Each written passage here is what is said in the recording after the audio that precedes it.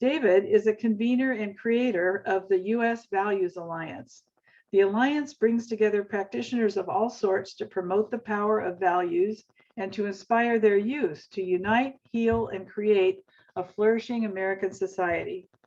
He has worked in a variety of industries and nonprofits and is now focused on how we imagine and create a healthier society.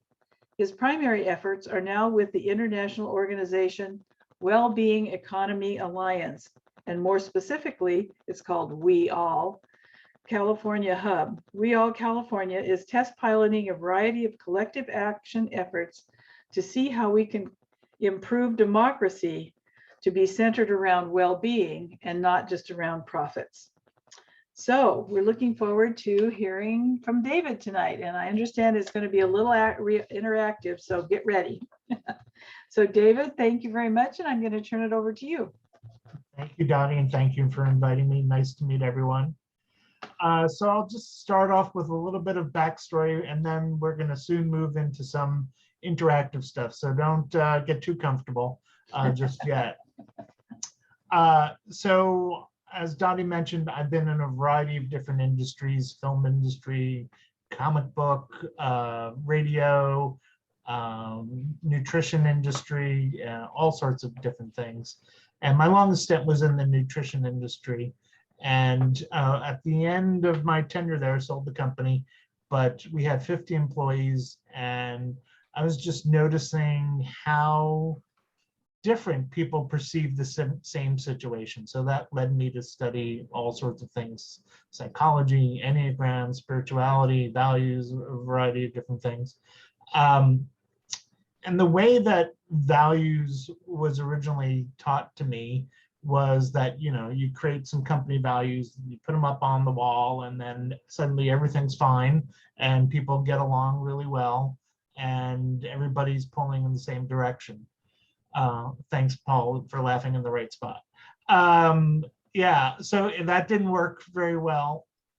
I saw a couple different speakers on values and started studying it more, mixed in with different things over the years, started testing it out at a nonprofit that I was on the board president at the time, the Five Daughters Institute. And it helped, and we started talking about them weekly and what our impressions of them were, but it was still finding that it didn't really do, it wasn't this magic potion that suddenly made our organization healthy and we all got along really well. It was still finding a lot of friction. So I started studying it more and found author Richard Barrett, who did a lot of work on values, and he sort of integrated it into spiral dynamics, or Ken Wilber's integral work, in terms of how different levels of consciousness affect your values and how to use values in a different setting. So most of what I'm going to share with you is really personal experience and my own interpretation. It's not anyone else's theory necessarily. It's a mix of different theories. But what I've come to now is that values are really more of a process and a tool rather than an end result. And so we're going to put that into life today as we do it together, as I show you it. So I'll just start with the definition of values, or if anyone is eager to talk and wants to share what they think the definition of values of. Since we have a small group, we've got time for it.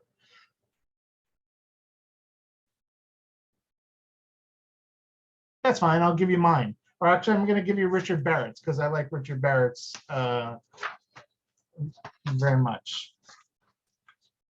Values are energetic drivers of our aspirations and intentions.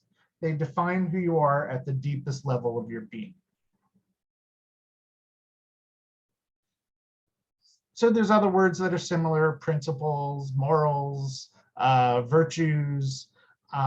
It's, to me, we can put all that aside at the moment, but what we're going to focus on for the 7 or 8 of us is getting clarity on our values and what they are, So we're going to start out with just a very simple exercise where everybody's going to take 3 minutes, have some silence.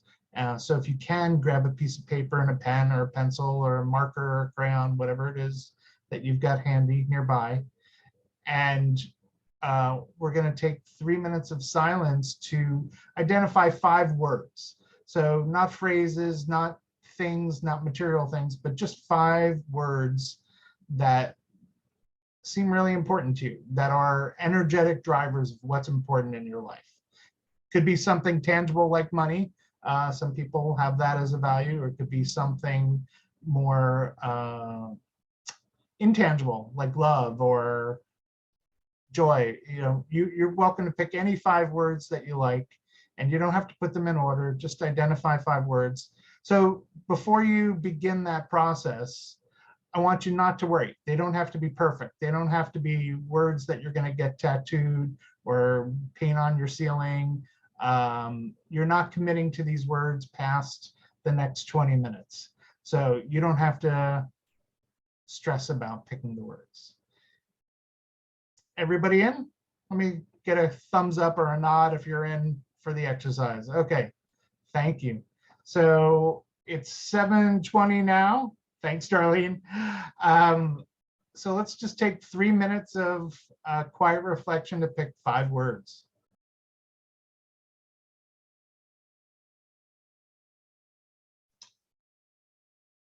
Everyone done, or people need a little more time? Sam's done.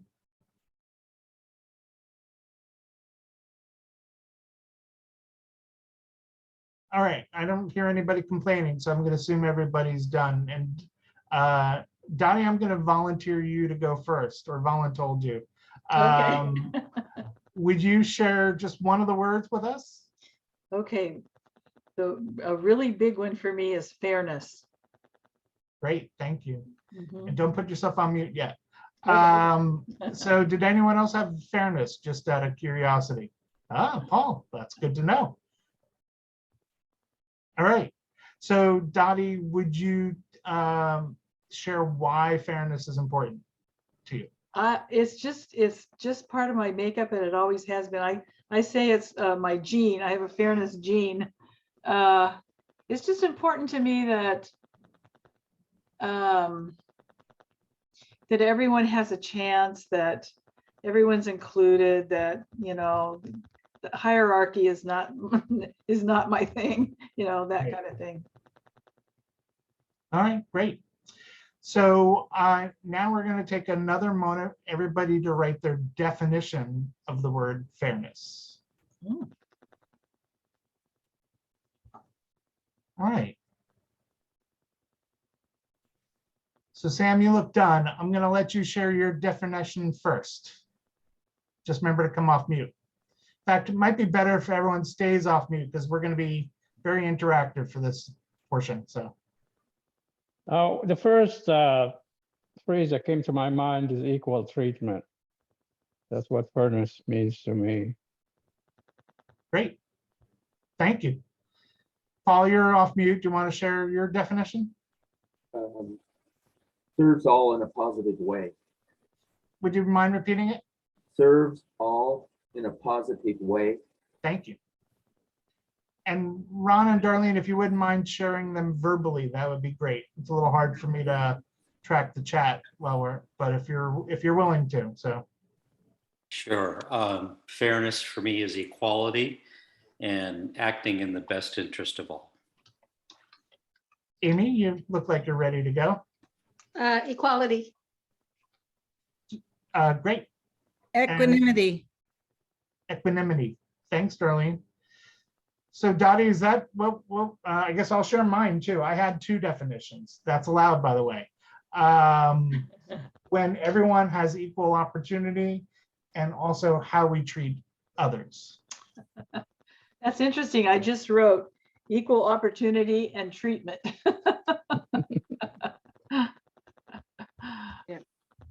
So obviously we don't all share the same definition, and if we went to Webster's or other dictionaries, we'd probably get slightly different versions. So that's just one of the things that I was running into a lot, was that even when we picked a word like trust, people had very different definitions of what the word trust was about. And they had very different interpretations, and they had very different applications of how that would look in different situations. So we're gonna explore that a little more. Amy, would you give us one of your words? Honesty. Honesty, and share why that was important. Oh, that I just, I want to put it in positive terms. I want people to be honest with me and direct with me. And it makes me crazy, or I don't like it at all when people lie or don't come forward with the truth. Okay. That they hide what is there. And off the top of your head, do you have a definition of honesty? Speaking truth, which is subjective, I guess. Right. Yeah, it's so tough. I mean, that's as good as I can do. Okay. Anyone else have a definition of honesty off the top of their head they want to share, or something that's very different? I would say trustability. That honesty is important to be trustworthy, and trustable.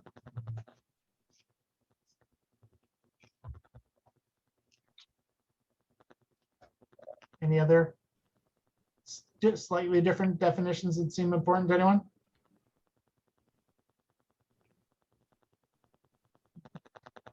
Okay, but I think you're starting to see a little bit that uncovering why they're important to us, as well as getting clarity on what the words mean, is something that we don't often do. That, you know, where people are coming up with different definitions for it.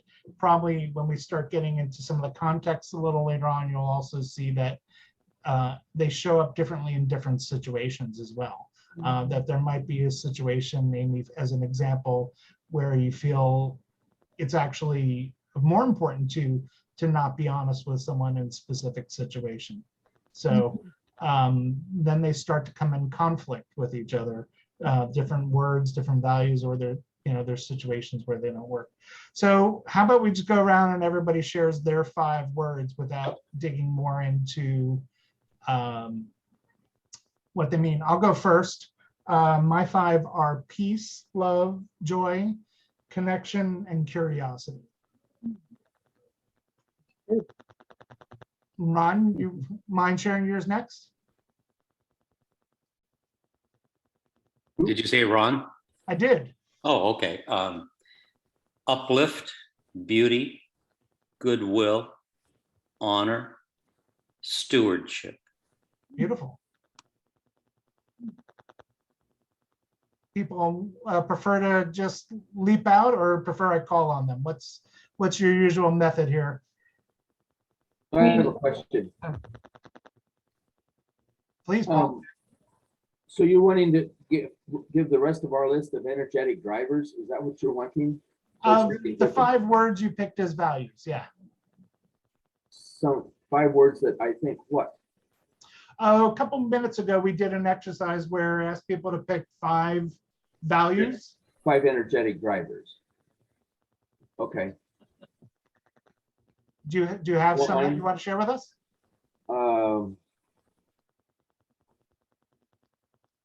Yeah, longevity, healthy, compassionate, common good, contributor versus taker. Would you mind saying the last one again?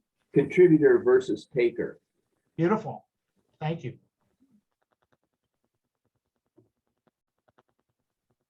That's it. Maybe I'll call on people. That might be Yeah. better. Sam, how about you? Inner peace, appreciation, collaboration, trust, love. Thank you. Beautiful. Amy? Honesty, love, friends, community, kindness. Thank you. Darlene? Integrity is one of my big ones. Honor, love, faith, and joy. Thank you. And Dottie, I had fairness, harmony, spaciousness, love, non-judgment, and empathy. great. All right, so I don't think everybody memorized everybody's, but that's going to be the next test. No, just kidding. All right, so I'd like you to take just a minute and write a definition for those 5. Well, I think we're probably going to need 5 minutes. How about that? So you can create a definition of that word. And I think it's a little trickier than you might think to actually get a concise definition of the word. Yeah. So Okay. Amy, would you be kind enough to share a different word than the one you shared last time and the definition that you wrote of it? Oh, I did all 5. Yeah, that's, no, not, you Just chose choose one shared of the 5 honesty. then. Okay, different, Yeah, okay, pick a got it. different word other than honesty. Okay, love, compassionate towards self, others, earth, nature, and all people. Beautiful. Thank you. Feel like you nailed it? Do I feel like I did? Yeah. I don't know. I mean, it's true to me. I mean, that's the simplest I could come That's up with. good enough. Yeah, Okay. great. Sam, how about you? Want to share one of yours? I've been working recently a lot about love being an actual energy that we emit and receive. And that energy is really the energy of consciousness, call it God, call it whatever. So it's a matter of tuning into that energy and harnessing it and going with the flow in that direction. Thank you. Great. And while we're on love, since we've got 2 loves in a row, Dottie and Paul, I don't remember all 5 of your words. I apologize. Didn't get them down fast enough. But did either of you have love? And if so, love to hear your definition of those as well. So. Do you want to go first, Paul? No,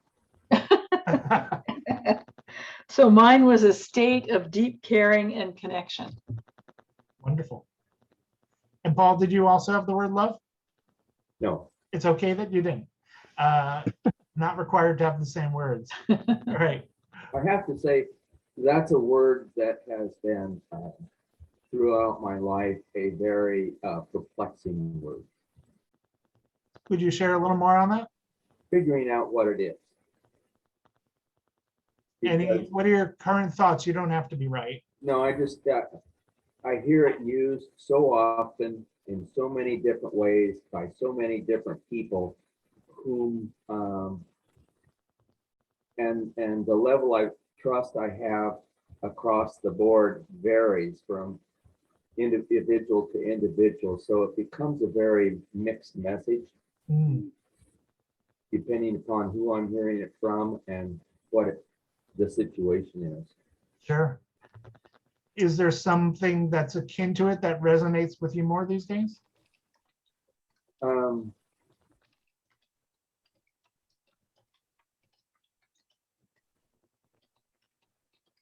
I guess partly is when that word shows up or I hear that, I tend to go inward as opposed to open up sometimes. Thank you.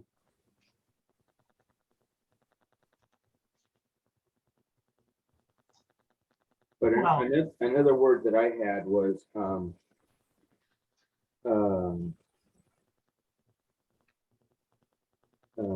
common good was one of the words I had, and my definition of that is that which benefits all or the good of the whole versus self-interest. And I didn't catch the word, sorry. The common good. Got it, yeah.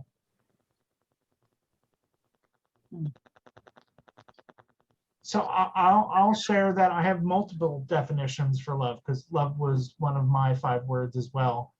And I use it in a variety of different ways. I can understand, Paul, very much why, because it's used in so many different ways in so many different contexts, that it can be, or at least for me, because I think we all might have different understandings of it, that it's still useful as sort of a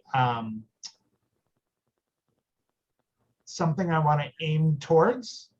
That even though it, so for example, one of the practices that I do it less often now than I used to, was I would go through my top 5 values in the morning before I got out of bed. And I have them in order, actually, which I'll get into in a little bit, why I put them in a certain order. And for a long time, love was number 1, but I moved it to number 2 behind peace. And I'll get into that as well. But still, when I go through it, it can be, like you said, Amy, loving myself. It can be, like you're talking about, Sam, just this sort of force or consciousness that exists. I can actually try and send love to people, like actually emit love from my heart out towards other people. I can just view it even when I'm angry at someone, trying to see them through love. So there are so many multiple meanings that I use for that word also, but it's sort of aiming at something in general for me, in terms of trying to move me from my habitual states of reaction towards something that I want to be. You know, it's like something I'm trying to become more of, or to feel more of, to experience more of, all sorts of things. So I use the definition in very loosey-goosey ways. I don't limit myself to just one definition. I can play with it as much as I want. I can define it one way on Monday and a different way on Thursday. I don't feel the need to be boxed in that with one specific definition. Now, if we start to, if we were operating as a team, a group, or a company or something like that, is it important? Do people think it's important to have one common definition that's locked in if you're trying to act as a collective? Or is it okay for everybody to have their own version of the definition of a word? It seems to me that everyone should have an approximate similar definition that they're working from. May not be the exact wording, but the same general feeling of it. Otherwise, why have it? Anyone else have a thought they want to share on that? Yeah, I think the same, like we're all unique. We have different color hair. You know, some of us wear glasses, some of us don't. There is a theme there. We're all human. At the same time, we're totally unique. There's nobody ever was created just like you or will ever be created exactly like you. So the definition, I'll agree with Dottie that the definition needs to be understood, that it is a facet of the same thing. Call it human, call it love. And then it's an umbrella for a number of people who can understand each other and say, yeah, I can relate to that. Or maybe, yeah, that doesn't work for me, but I love you anyway.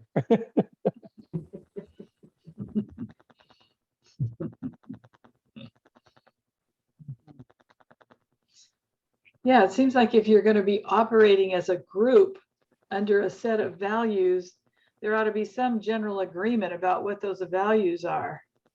Otherwise, you're going off in different directions, kind of. If you're operating as a whole, then there ought to be some, I think it would be more helpful if there was a general acceptance of the, like Sam said, it doesn't work for me, but I agree. I understand you and I love you anyway. Yeah. Amy, did your dog want to weigh in also? Yeah, she did. She is love. That is the truth. I was gonna say, I have two thoughts. One being that the uniqueness of the own personal, having the person be able to maybe not agree with the details, but the collaboration of the definition, somehow to incorporate a collaboration. But that doesn't mean that the individual has to believe the whole thing. Just basically collaborate with it. Yeah.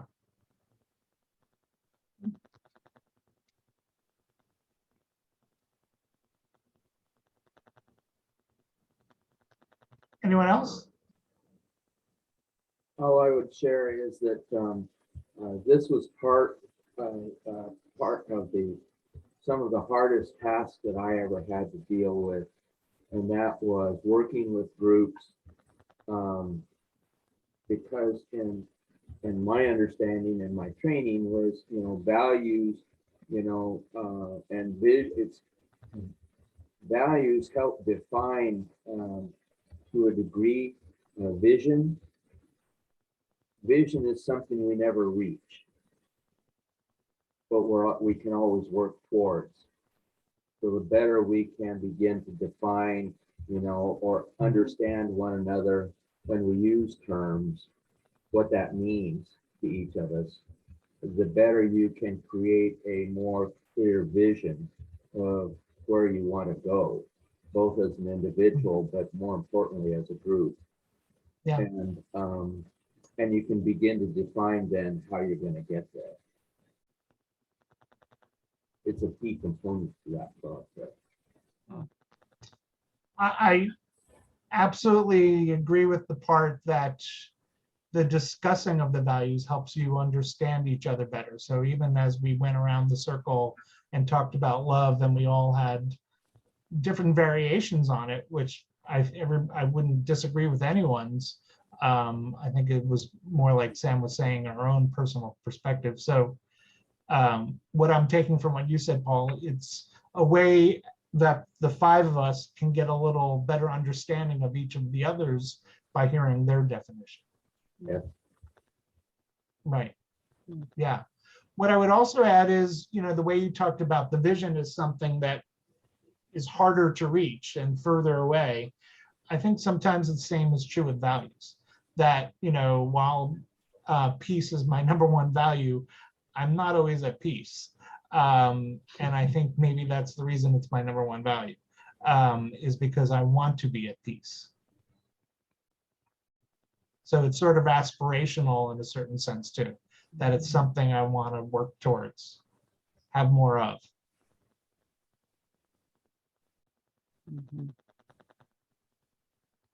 I think that's true of all of these values, is that there's something we live into. It's not necessarily something we are, or that we can be all the time, like you just said. It's something we live into. Right. Choose. We can choose to live into them. Right. Yeah. Dottie, would you be so kind as to share another one of your words and a definition? Spaciousness. And that was holding space for what is. In other words, having space for what is. And I think I could probably guess why that's important to you, but would you share that? So. It's so sort of like the opposite of rigidity, or I think there's a little bit of duplication here with judgment. It's not being judgmental. It's having space for what is. It's accepting. It's accepting, but not doesn't mean that you don't want to change something. But what is what is, and so it's just having that room for that. Yeah. Kind of hard to explain, but I think you explained it. Yeah. So just wondering if anyone else might use a different word for that. Same, or do they feel that they chose a word that's similar to spaciousness, maybe getting at the same concept, but use something different?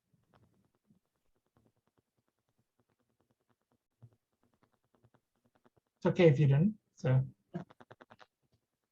I'll take that as no, but I did. Peace for me is similar to spaciousness for you.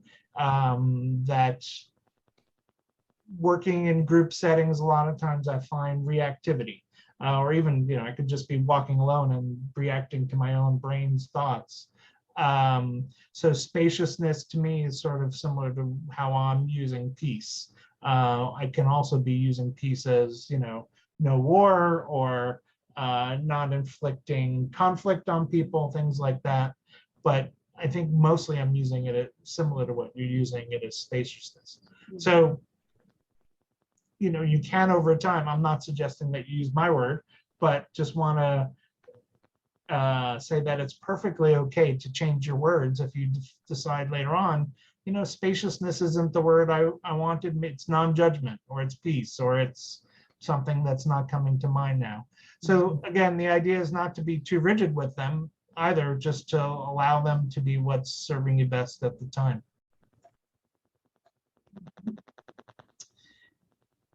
Paul, would you pick one of your words, or Sam, did you want to go? Or No, I just wanted to, something comes to mind, and that is a definition of the word somehow has boundaries in it. So I need to look at what it is not. So when Dottie talks about spaciousness, I say it means no restriction. So now I'm bounding it, what it means. So maybe that's another thing to know is what's the antonym, or whatever they call the word of the word, so we know what it means within a framework. are you saying that for you, the antonym of spaciousness is having boundaries? Is restriction. Feeling restricted. Right. Got it. And how does that check out with you, Dottie? Is that similar to what you're saying, or something different? No, because it's a spaciousness, well, restriction feels to me like preventing something, or rejecting something. And to me, spaciousness doesn't mean that you accept everything. It's hard to say these things in words because it's more of a feeling, and so it's like, okay, I have this concept in my body, but I can't, it's like, oh, I came up with spaciousness because I couldn't think of another word. But it's like just accepting what is doesn't mean that you don't want it to be, doesn't mean in this moment you're accepting what is, but it doesn't mean in the next moment that you might go a different way, or might want something to go in a different way, or whatever. So I think a lot of it is non-judgment, thinking things should be different than they are.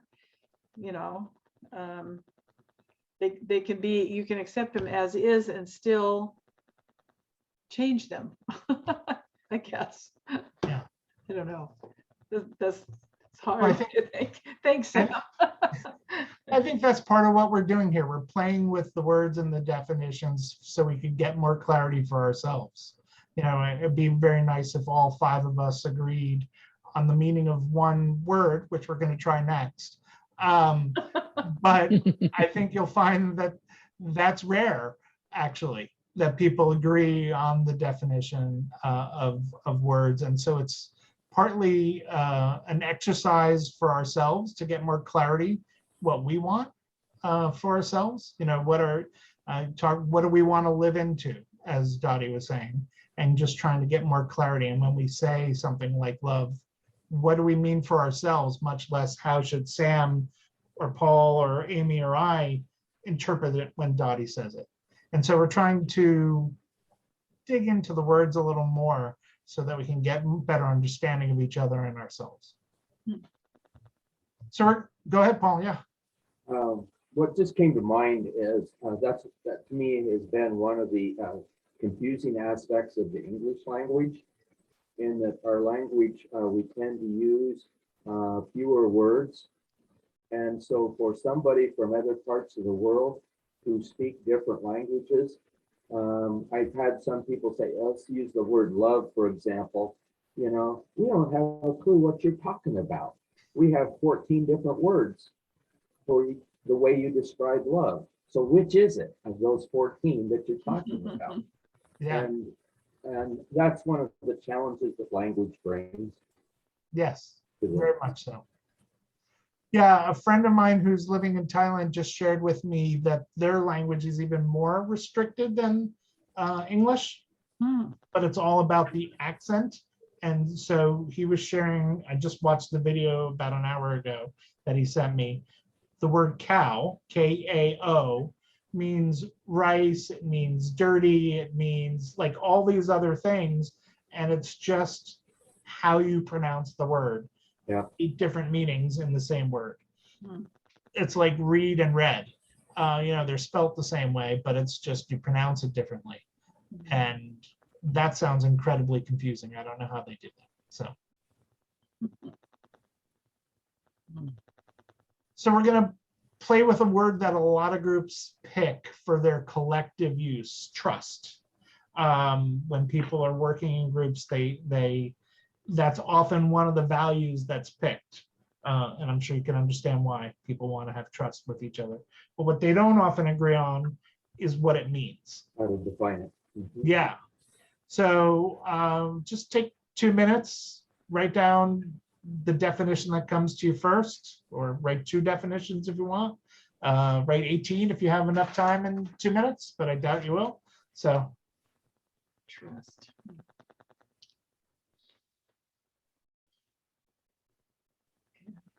you're done.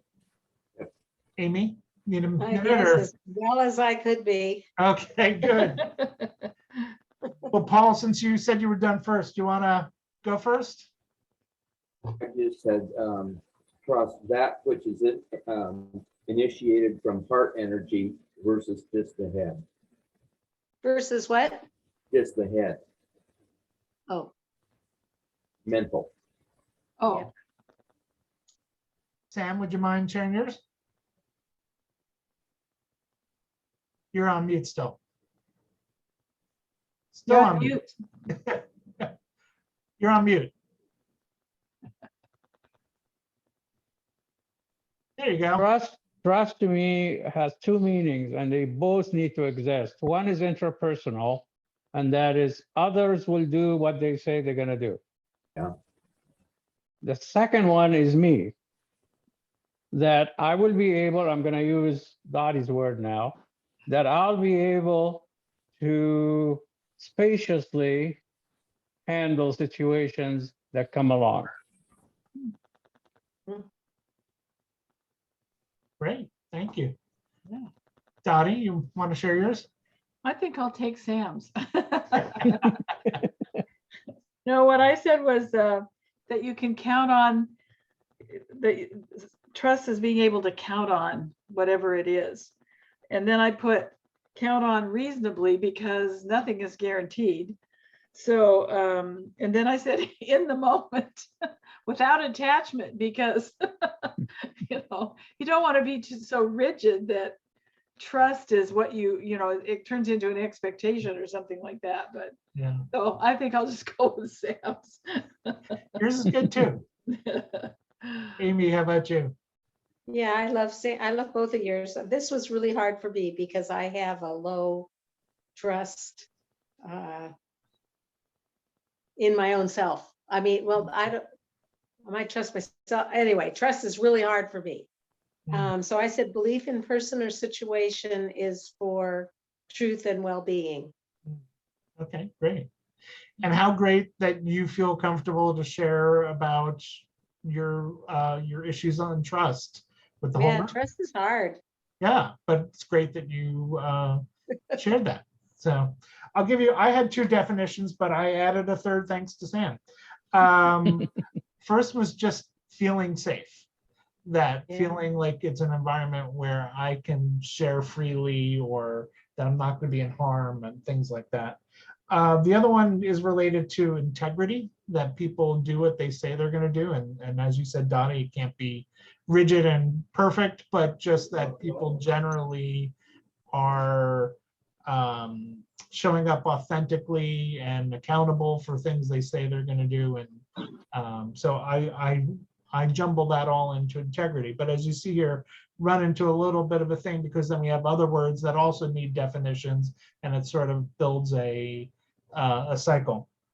And then Sam, what you brought up, I thought was really important: trust in myself, because I was more thinking about trust in others, but trust in self is really important. So one of the things I haven't dug into much is talking about the U.S. Values Alliance and what it is and why I created it and what we do. So as I was researching Richard Barrett, I stumbled upon a group called World Values Day, which is in October every year. And they bring together practitioners from all over the world to do activities on this one day, or leading up to it, promoting it, doing social values. And the idea is to get people to think about their own values in the same way that we're all doing here now, and maybe also take actions based upon them. So might be posting a video online, going to a school and doing a project with kids at a school around one value or around a group of values. So this year the theme is values and community. Similar to what we're doing now, is talking about how do values affect the shape of a community, and how do people live those values in a community. So once I started participating in that several years ago, and it's based in the UK, one of the people there asked if I would start the US Values Alliance, and I just looked at him crazy, like, what's he talking about? And then I started thinking about it, and I thought, okay, this has always been really important to me, and I see how we could be using it more in our society when we talk about values. For example, politicians are always saying, well, that doesn't fit with American values. But nobody can seem to point out to me, what are those American values that they're talking about? I assume it's some of the ones like truth, liberty, justice, and some of the basics, but really no one's actually talking about what those values are. And as you're seeing here, coming up with definitions, even once you agree on them, is pretty challenging, like freedom. I think you're seeing a cultural challenge at the moment with the word freedom, that some people take it to mean one thing, some people take it to mean another.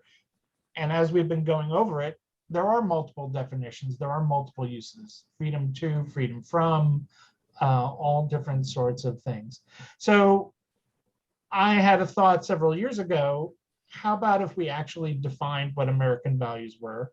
Or what if we started doing surveys and getting people to identify what their values were, and that we could bubble it up? So as an example, we might, in a city block, take everybody's individual values and then gather all that data and sort what are the top 5 values that come up for that neighborhood. Or what if we did it for a city or for a state and ended up doing it for a country? Could we actually take surveys of people's values so that we could really get what was important? And then when I started digging into that, I started realizing that there's all these other problems of that people define the word so differently, that sometimes they use, Dottie's using spaciousness and I'm using peace. So it's not necessarily going to match up evenly into this beautiful list of values. Anyway, I did start the US Values Alliance, and slowly over the course of the last several years, our group has been growing. And it's a lot of people who use it in different ways. Some people are, one woman's doing it specifically for people who are getting sober. And she has a set of practices that she does for people who are in recovery. There's other people who take it into businesses and are, doing consulting businesses, helping people with values. Other ones are doing it for personal people. Some people are using it in the social landscape to try and change communities. So it's a variety of group of people, and some people are doing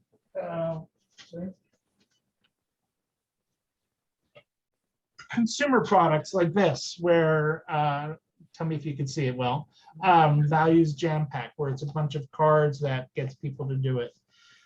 So the group is all pursuing their own individual endeavors, and we meet regularly, and we've put on 2 public events. We're going to do another one on World Values Day. But collectively, we're really trying to help create a healthier society in America, because we're the US Values Alliance, which is part of this Global Values Alliance, because there's values alliances in other countries.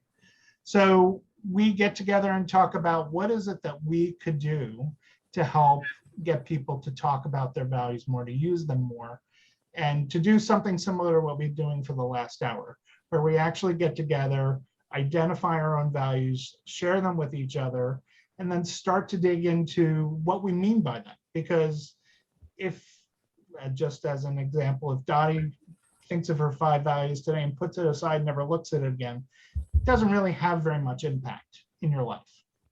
It was just an exercise. You did that one Saturday night in July, and you wrote it down. Maybe you threw it out. Maybe it's in a folder. Maybe it's in a stack of papers.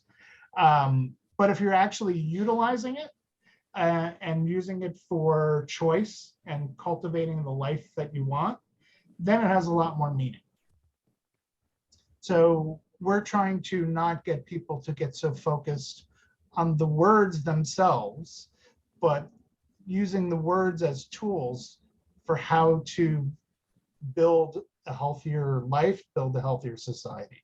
So that's the idea behind the US Values Alliance, and that's part of what we've been practicing so far. Any questions on the Alliance before we move to the next fun part of our session? So what is the Global Alliance doing? It's very similar. They are very involved in putting on World Values Day. And they also are trying to foster more groups in more countries, like the US Values Alliance. There's also another group called the V20, which is related to the G20, where they're trying to get countries to adopt values. And so this is the 3rd year. It's hosted by the country where the G20 summit is taking place. So this year, I think it's Indonesia. And so the host committee is out of Indonesia, and then I think next year it's Brazil. Wow. So I don't think they're having a tremendous impact on politicians yet on getting them to, even if they adopted values, I think it might be something more like what a corporation does, where it's okay, we're going to pick these values, put them on a website somewhere, and then move on to doing business as usual. So that's a fairly pessimistic view, but that's the one I hold at the moment. I'm hoping that I'm wrong, that they actually start to take them in and start to digest them more. Well, I think bringing attention to it is probably something, I mean, it's probably valuable just bringing attention to it and having people be thinking about it. Because Yeah. one of the things in our country is family values. What does that mean? Right, what does it mean? Right, it's very easy to use phrases that have nebulous meanings. Yeah. Okay. Have you noticed some differences in some of your groups or in your own life or? My own life, absolutely. Yeah. I mean, for me, it's had a major impact. Again, because I first picked my first set of values in like 2009 or 2010. And I've always been sort of a heady person who enjoys thinking things through and so forth, but they weren't really helping much back then. And now that I've reshaped them a little bit and changed the way that I use them, I get a lot more benefit out of it. So by, it's weird, but having the freedom to change the words and to, change the order, or so sometimes I forget what the fifth one is and I just mix it up and pick a different fifth one. But peace, love, and joy are pretty much always the top three, and frankly, the ones I focus on. But so I'll give you an example with all the stuff going on in the news the last couple of weeks, the shootings, the Supreme Court decisions, the January 6 hearings. I have not felt at peace.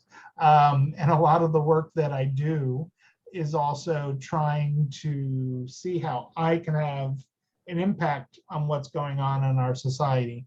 So when I read a lot of the news and the reactions, and hear the reactions from certain people that I strongly disagree with, I move out of peace very quickly.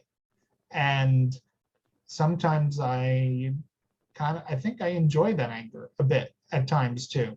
Like I enjoy getting riled up because it sort of drives me into action. But I notice I just don't feel very good. And so sooner or later, I start to notice that about myself and realize, okay, wait, I thought my number one thing was to be at peace. Why am I not doing that? And how do I start to course correct and get back there? So I find it very helpful for me. Or, just even meditating on what I mean by the word love and thinking of as Paul described it, 14 different definitions, and trying to figure out what they might be, or how do I mean it, or what is it I want with love, definitely helps shift my energy. Thank you. Yeah. And the fact that it's 5 simple words as opposed to phrases or things makes it a lot easier for me to just remember and rattle them off to myself. And again, I can change them at any time. It's not rigid, but the fact that they're 5 and I can do it real quick, and then I can go slow if I want, makes it a lot easier to remember them than complicated phrases or complicated definitions. And then I can freeform what those definitions are at any time. And I can change the definitions freely, because if the 5 of us can't agree on a definition, maybe the definition isn't all that important. It's the general feeling or direction that it's moving in. So, And it could be what you need in the moment too. right. What you need from love in that moment or in that situation. Yeah, and going to what Paul said, maybe the word is insufficient. And so constantly trying to redefine what I mean by it and looking at what I mean by it helps find new possibilities for what it might mean as well. Not being locked in, spaciousness.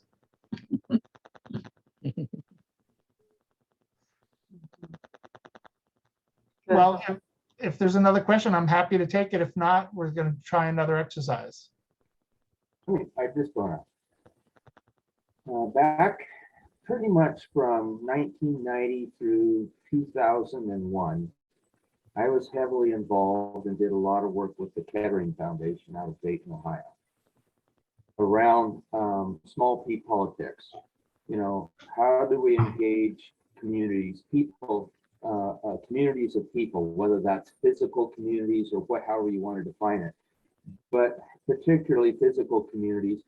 When you come together in those communities have problems. Yes. And they're not like just setting a broken arm. They're a lot more complex than that. And what we learned through the course of that is that until you can begin to get people talking about what it is they really care about, i.e. value, you cannot begin to get to any kind of conversation around what the issue is as they see it, and then begin to evolve to a common understanding of what the issue is that that they see maybe if we did some work in this, we can correct that and our community will be more healthy, in however you want to describe that. The downside that we had with that was it was very difficult sometimes, and we didn't have a real easy way of we could have used the whole time just around values, but people don't have that kind of time or energy or desire to do that. So I'm curious, but the objective was used around, and it could be used today around, we're having all these shootings. How do we as a community care to address this? Not from a standpoint of looking to our elected leaders to do X, Y, and Z, but how do we care to deal with this? Yeah. What are you finding in your work that enables you to get people to move from the esoteric descriptions of an understanding of values to where they can take that and move into really looking at really pithy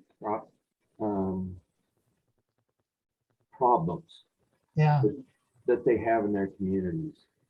Awesome. Thank you. So first off, yeah, Kettering is amazing. And they very much are someone I would love to partner with on this sort of work. So one of our ideas, so again, US Values Alliance is sort of like a holding container for a whole bunch of different people and things, and it's nothing rigid or formed at this point. But what I would like to do, and there are other people who want to do it as well, is build local discussion guides, where, similar to the National Issue Forum has discussion guides, Right. where people and teaches facilitation of those guides. Right. So something on values, where we'd be doing something similar to what we're doing here, and taking people through a process. I agree with you on the problem. Getting people to focus and to want to do it and to show up is sort of outside of that step, but we're looking at what are the different ways we can get people to want to show up, or how can we go into existing groups and get them to be doing a practice that would help people to understand each other better, similar to what we're doing here. And initially, the thought was to do a national value survey similar to what I talked about before, where we'd have, here are the top 10 values for Americans. That hasn't come together, and I'm also less convinced that it's the right way to go. I think maybe it didn't come together for a reason, because as we're talking about here, I think it's a lot less focus on these are the words that Americans should hold dear. I don't think that's what we're trying to do. Not at all. I think we're trying to get people to do self-reflection, get clear on what's important to themselves, to expose themselves to be sharing with each other. This is what's important to me, and this is what's important in my life. But also, the process that we're doing is getting people to change their definitions. 3 people took part of Sam's definition and incorporated it into their own, which is great, because that's what we're trying to do. We're building collective consciousness by sharing information and starting to get hopefully get more aligned, even though we might have very wild, different opinions, but we're starting to have some common core of agreement. It's starting to form, or at least an understanding of each other is starting to form. So the intention is just that, is to find ways to go out and facilitate or create facilitation guides that people can download and use in their own communities. I think also it's still important to do it through businesses and existing civic groups or churches, other faith groups, and families. Dottie had mentioned doing it through families as well. So I think there's a lot of different avenues. And the question that you raised is, how do you get people to decide it's important enough to spend the time on? Right? I mean, that was essentially the question.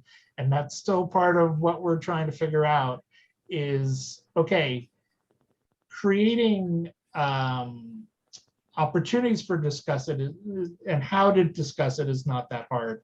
It's how do you get people to desire to discuss it?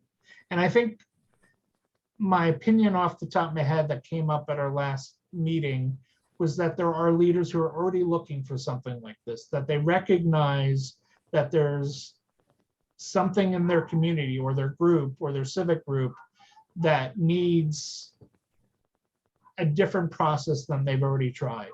And can we provide something to them that allows them to try something new? And I think we're also fighting against 20 years of the corporatization of values, of people having experienced in a corporate setting and finding it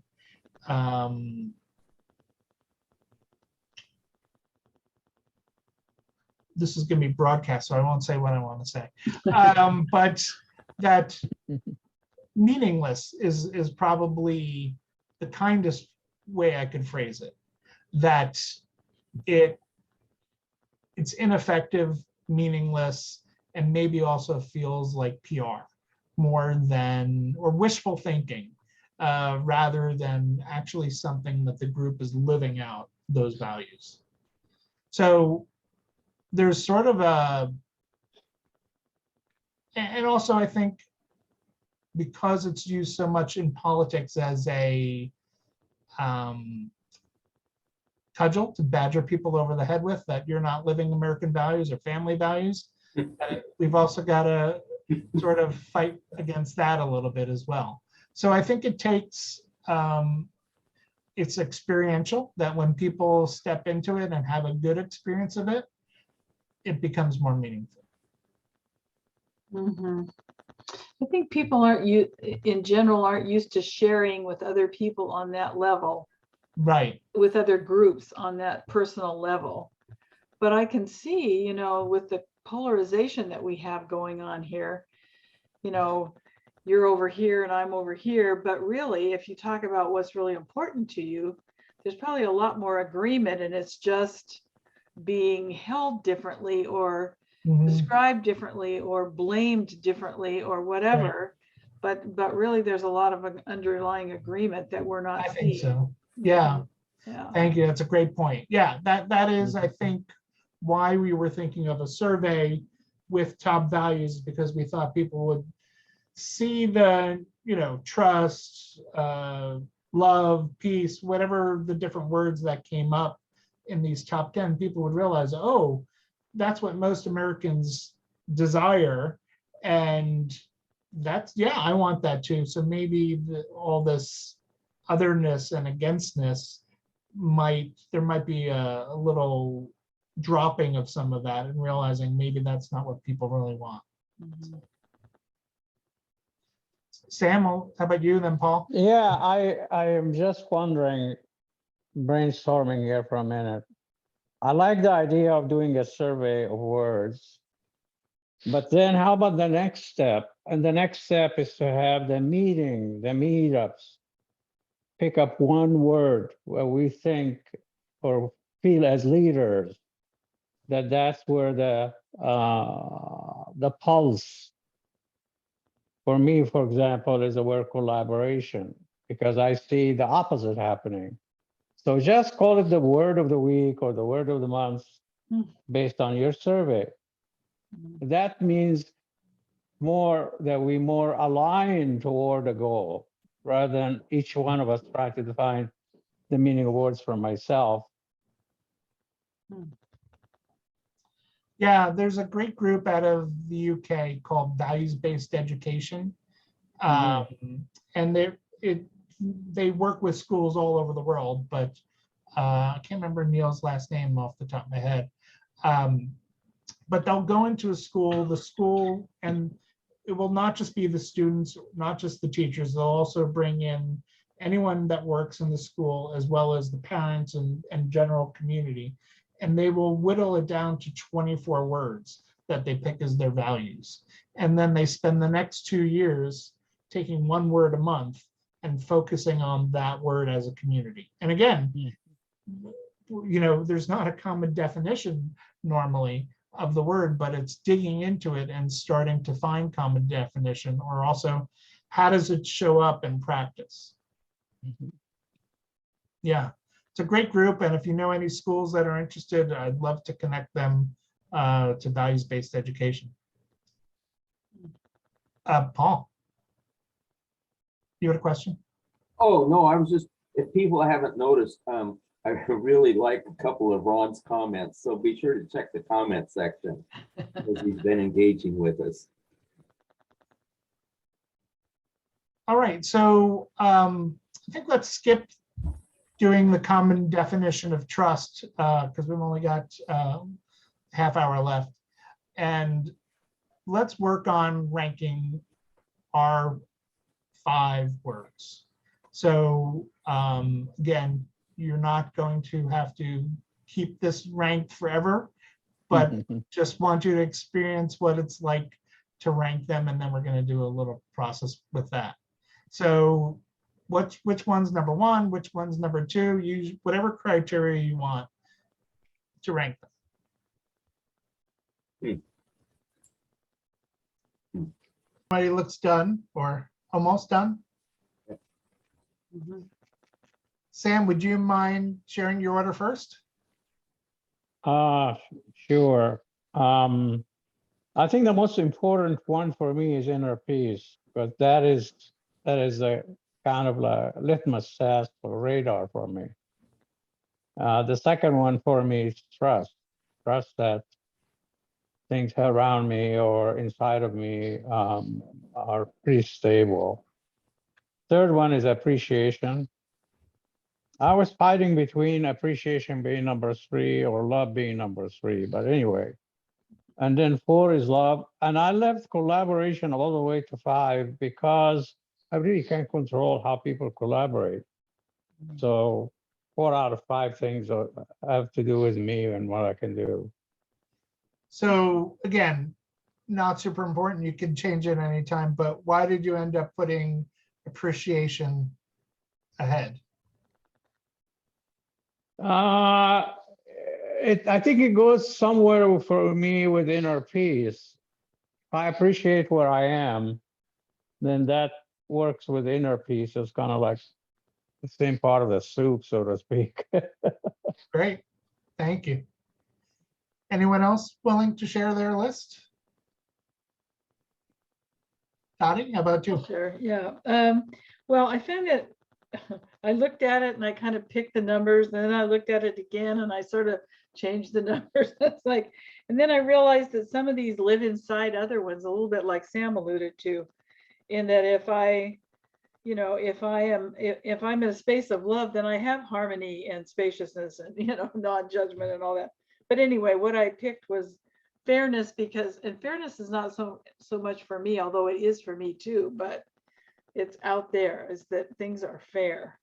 So that's my first one. Number 2 is harmony, which is equanimity or peace. 3 is love, the deep state of caring and connection. 4 was spaciousness, which was holding space or being space for what is. And 5 was empathy. Beautiful, thank you. No particular reason for making those last ones.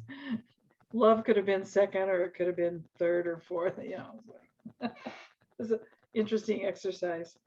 Amy, no pressure. Are you comfortable sharing yours, or just come off mute if you're going to share though?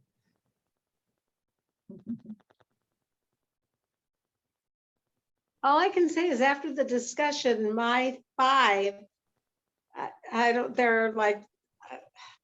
not sure they're my 5 anymore. That's totally okay. So in fact, I encourage that. It's like Dottie and the fairness thing. That's a biggie for me too, but it wasn't on my list, so it's not there. I'll just say how they do fold into each other, but I put 1 is kindness, And 2 is community, 3 love, 4 friends, 5 honesty. But I don't know, they Okay. don't seem to encompass my heart. And that's what we'll get into shortly. So not to worry. Okay, Yeah. okay. Paul, how about you? You want to share? Well, I led with first was compassion or compassionate. I just think that's an energy that if that doesn't exist within each person in the group, it's going to be really difficult to create anything of substance. And that deals with number 2, honesty, 3, fairness, 4, trust, and 5, healthy. Healthy being aimed at this from a positive physical, mental, emotional aspect of being. Great. And did I notice that you changed 1 or 2 of your words in the meantime? I added, yeah. Okay, that's totally cool. I like a couple of the words that others had, so Yeah, it that's became part of my 5. what I was curious about. If Right. people are changing their words when they hear what others are saying, Right. which I think is a great effect of people discussing them out loud with each other. Right. So now I'd like you to think about a really challenging situation you had in the last month. Could be something personal, could be something in the news. Be a little better if it was something that was upsetting to you, or if it was someone close to you, a family member or someone that upset you. Can't be Dottie or Paul in your cases. You have to pick someone else. But just go ahead and try and take a minute to think about a situation that you want to bring up in your head. Assuming everyone's picked something, or maybe had a couple different options to pick from. So I'm going to start off using one of my own examples. I have a close friend of over 40 years who I struggle with. Even though we've known each other a long, long time, can be a very challenging person. Enjoys a good argument, and not in a philosophical debate sort of way, but actually just has a problem. If you're familiar with the Enneagram type 1, if I'm assuming many of you have studied it, you're probably familiar with the type. And so trying to figure out how, because part of me just wants to, right back and go toe to toe, which I did for many years. And that never really solved the problem. So I started to think about it through the lens of my values. And again, they're peace, love, joy, connection, curiosity. At least they are today. I don't remember what they were at the moment that happened, but I'm sure those top were the same top 3. And starting to figure out not just about how I wanted to react, but how did that, if I wanted to rethink the relationship, instead of setting boundaries in the sense that most people use boundaries like, you can't do this to me, is usually how I think people approach boundaries. Like, this is my line and you can't cross it, or you can't do this to me. I no longer want you to do that. And that's how, but I started to reframe it in terms of setting positive boundaries. What is it, the relationship that I want to have with this person? And what would that look like if I looked at it through the lens of those values? And instead, how could I approach the situation in a completely different way if I wanted to create what I'm calling positive boundaries with someone? This is what I would like our relationship to look like. This is important to me, to have peace, love, joy, connection. Can we create that together, as opposed to going in and listing all the reasons that he was crossing boundaries or exhibiting something? So that was one way that I used it. That was quite a while ago. But a more recent example from the last 2-3 weeks is I have someone that I'm very close to who's lived with me before, just a very dear friend who has made some very difficult life choices for herself over the last couple of years. She has a small child now and running into a lot of problems with the father of the child. She's also unvaccinated, and to me, being COVID safe has been really important. She wanted money to go live on her own, and or needed this or that, or maybe wanted to come stay here with me with a young child, and both of them unvaccinated. So I had to think about, okay, if I talk a big game about having this loving attitude and how important love is to me, that it's my second value, how do I say no? Am I breaking my values by not taking someone in? And so Paul's already shaking his head, no, thank you. But number one is peace, right? And so if I'm putting myself at risk and also not feeling, there was just something that was telling me that no, it was not the right answer, to that I could still be loving in other ways without putting myself at personal risk or committing to a long-term financial, because 2 months might turn into 4 months, might turn into 2 years, that sort of situation. So I tried to find other ways that I could be loving without necessarily just doing exactly what was requested, and then forgotten about 2 days later anyway. So it's a good thing that I didn't say yes. So those are just 2 examples of how I use them in personal situations. So I'm curious, as you thought of your situation, would you be willing to step us through how your 5 values, in the order that you use them, might affect that situation a little differently than you did than the way you handled it at the time? And again, no, they're very personal things, and this is going on YouTube, so I understand if people don't want to do it. But if someone feels comfortable or is feeling courageous, that would be great. Sam, I'll always an go. adventurer. I'll go first, I think. Guinea pig here. I am 2 on the Enneagram. I'm your neighbor. So I'm a pleaser and a giver. And situation I was involved in with a person I really cared about. And we had plans on our schedules to meet. And we had things we're going to go do and so on.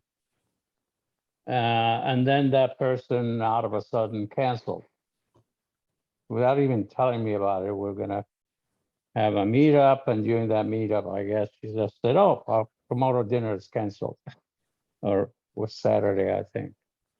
So when I look at my priorities or my values, number one is peace of mind. Well, that did not really give me peace of mind. It actually gave me a sense of goodness, Second one is trust. I can't trust that person to do what she said she's going to do.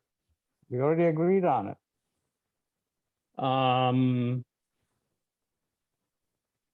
Being a 2 in the Enneagram, I can relate to you, David, and that is, as a 2, I want to please people. I want to find middle ground.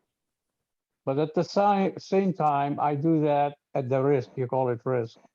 I call it at something, again, it's my own integrity, that I come out in the short end, so to speak. That's the word I use. And call it society, call it upbringing, whatever. The values that were instilled in me as I need to acquiesce and go along.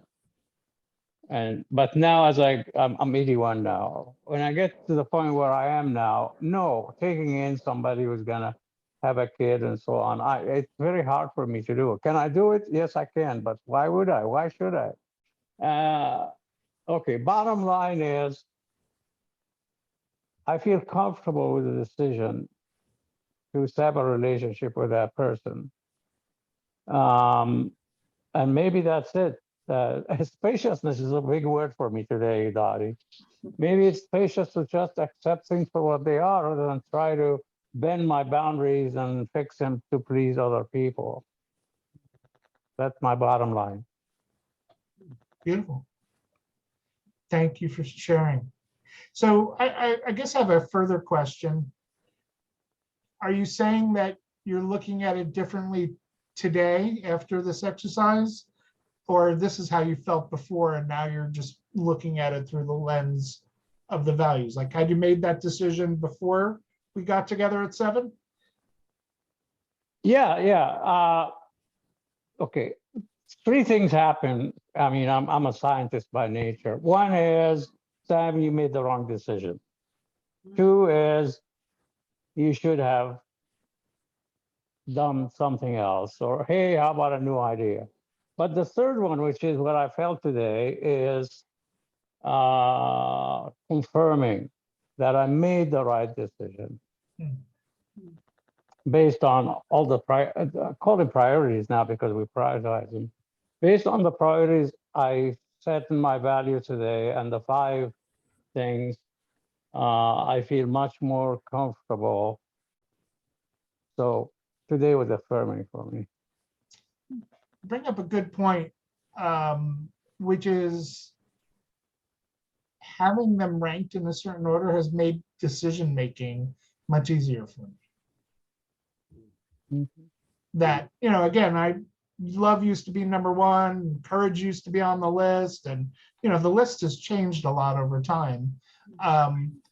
But when I'm trying to move into a complex decision, if I can check back in with myself on that order and what's important to me, then it makes it a lot easier to make some decisions. Because if something, for example, I've been involved in certain projects and I'm just not feeling at peace at all, well, that was my number 1 thing. So am I going to honor that? And is that something that allows me to take what might have been a decision I was wrestling with and make it much easier by just knowing what's really important to me?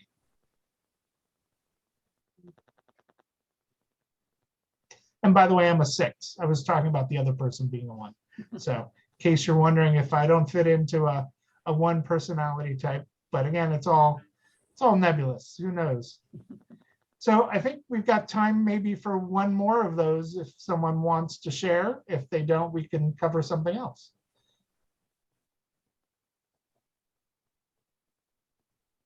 I've decided to stop being a stick in the mud about my privacy. Welcome back.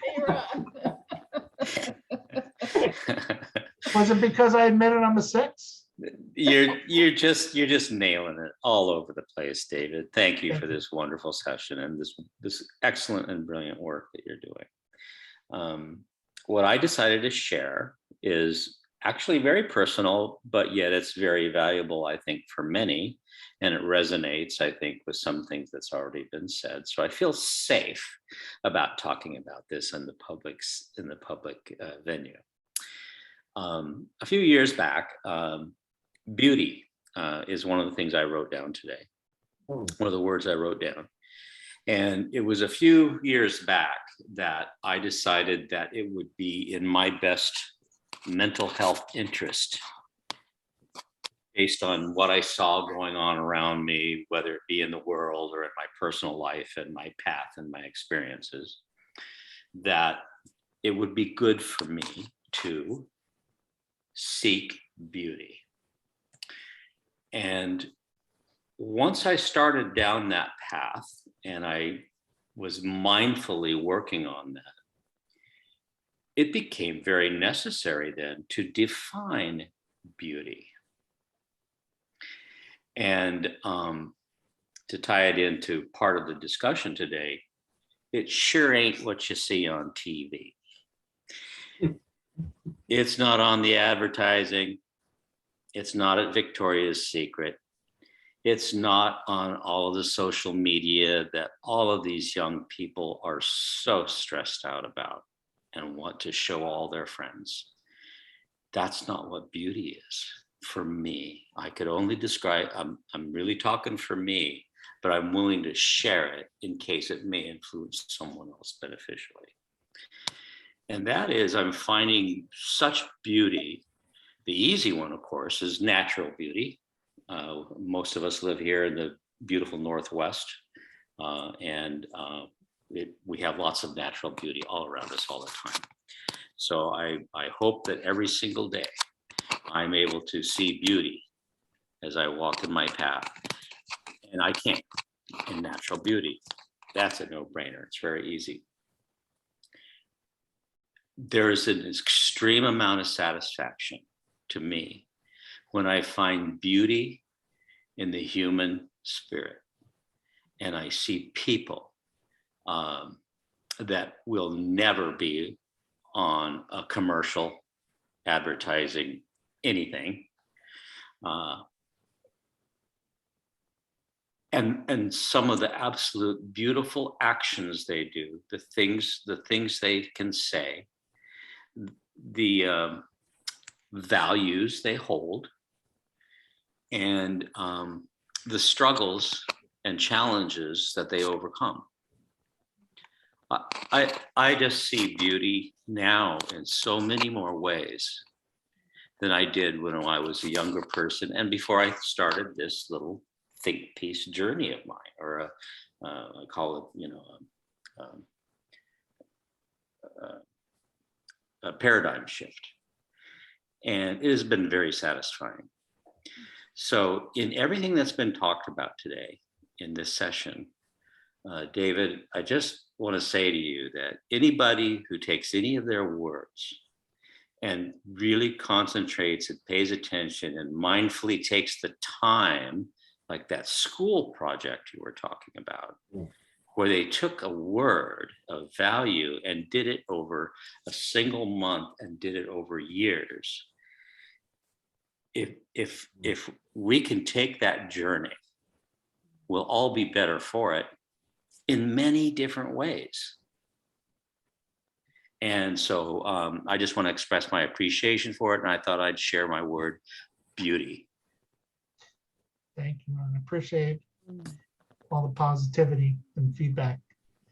Yeah, I think something that came to me as I listened to you and maybe time back to something that Sam said as well was that, part of us sharing with each other and sharing our perceptions, definitions, our thoughts, our fears about all these words and how we think about them is a sense of expanding consciousness by connecting us all together and helping to form a deeper understanding, deeper sense of consciousness with everyone. So I will add to that very directly ties into the mission or guiding principles of the Institute for Noetic Sciences. Yeah. So how very appropriate. Yeah.